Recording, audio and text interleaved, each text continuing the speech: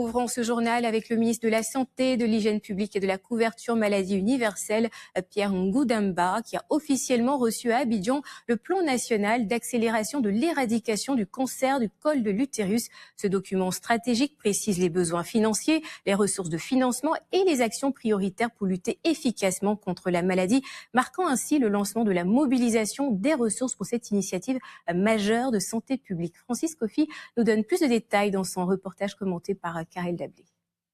28,1 milliards de francs CFA sur 5 ans. C'est l'enveloppe mobilisée pour le plan national d'accélération de l'éradication du cancer du col de l'utérus.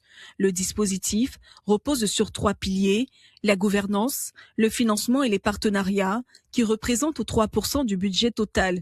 La plus grande part, soit 70%, est dédiée à l'offre de soins, avec l'acquisition d'équipements, la formation du personnel et la disponibilité des réactifs HPV.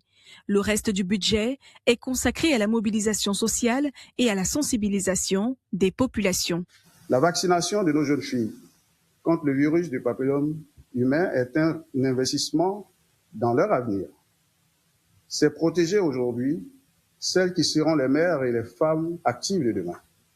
Nous attendons intensifier nos efforts en la matière. Le dépistage est un maillon essentiel que nous devons renforcer avec la plus grande détermination. Notre ambition est claire.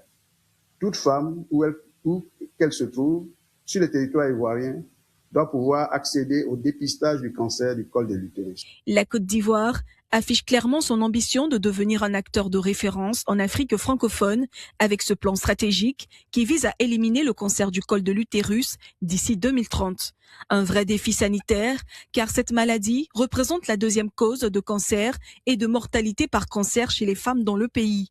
Chaque année, environ 2360 nouveaux cas sont diagnostiqués, entraînant près de 1461 décès, ce qui en fait un véritable enjeu de santé publique. La présentation que nous avons faite, c'était pour surtout encourager la communication sur le cancer, particulièrement sur le cancer du col.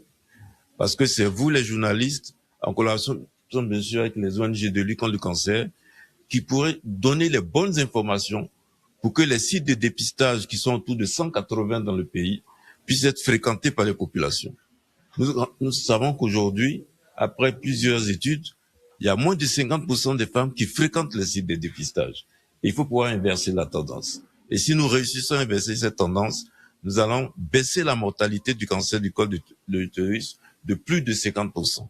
Le processus de mobilisation des ressources pour ce plan budgétisé couvrant la période 2025-2030 traduit la volonté ferme du gouvernement d'inverser la tendance. Avec des stratégies axées sur la prévention, le dépistage et le traitement, la Côte d'Ivoire entend réduire fortement l'incidence et la mortalité liée au cancer du col de l'utérus pour améliorer la santé et le bien-être des femmes.